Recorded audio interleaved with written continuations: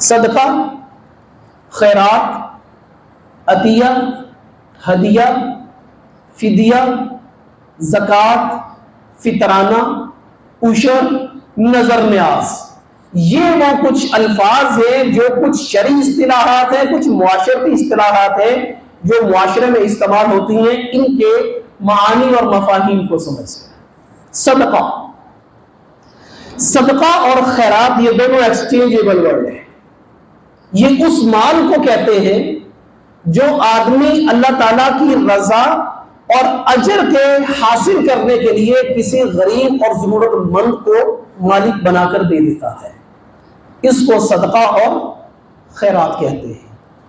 عطیہ، جو آدمی کوئی کام کسی کو نیکی کا کرنا چاہے لیکن اس پر کوئی احسان نہ جتلانا چاہے، اس کو عطیہ کہتے ہیں. جیسے ہم مسجد کے ساتھ مالی معاملات کرتے ہیں، ہم کسی پر کوئی احسان نہیں جتلاتے.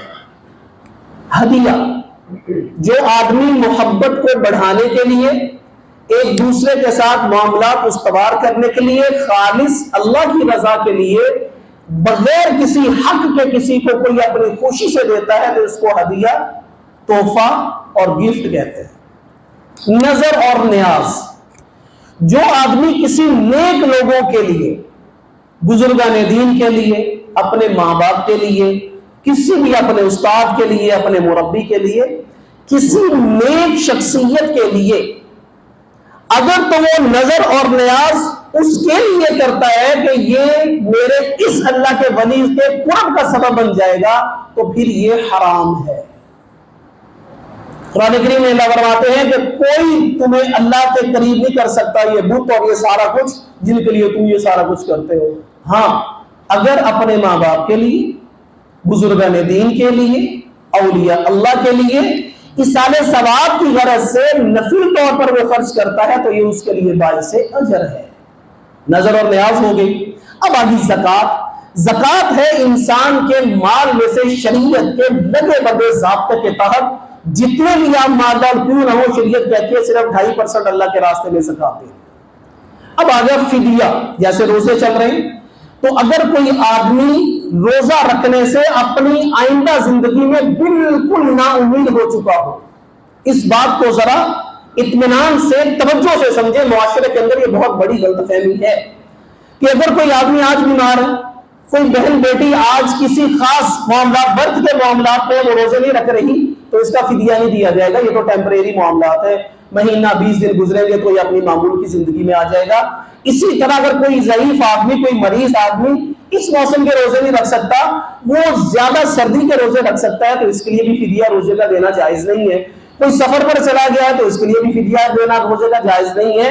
تو فدیہ روزے کا الٹرنیٹ یہ اس وقت ہے جب انسان کو موت کے وقت تک اس بات کی امید نہ ہو کہ میں کبھی بھی روزہ نہیں رکھ سکتا، کسی بھی حالت میں روزہ نہیں رکھ سکتا. اب یہ اپنے روزے کا فدیہ دے گا جو اس روزے کا بدل ہوگا، اور یہ فدیہ انہی لوگوں کو دیا جائے گا جو مستحق زکوٰۃ ہے. اب آ گیا عشر. عشر انسان کے ان معاملات کو کہتے ہیں جو انسان کی پیداوار سے متعلق ہوتے ہیں. پیداوار میں صرف چاول، گندم، گنا، بڑی بڑی فصلیں نہیں ہیں. اگر کسی آدمی نے چارہ بھی لگایا ہوا ہے فار سیل، بیچنے کے لیے کہ وہ اسی کو بیچتا ہی آگے ہے، تو اس کو اس پر بھی عشر دینا ہے. سبزیوں پر دینا ہے، اناج پر دینا ہے، ہر ایک غلے پر عشر دینا ہے، اور عشر بھی دینا اسی کو جو مستحق زکوٰۃ ہے. زکوٰۃ میں اور عشر میں ایک فرق یہ ہے کہ اگر آج کسی آدمی کی پیداوار 100 من ہوئی اور اس نے ایک دفعہ عشر اس کا ادا کر دیا، اب اگر آئندہ سال 5-10 سال بھی یہ 100 من گندم اس کی پڑی رہے تو آئندہ سالوں پر اس پر عشر واجب نہیں ہے.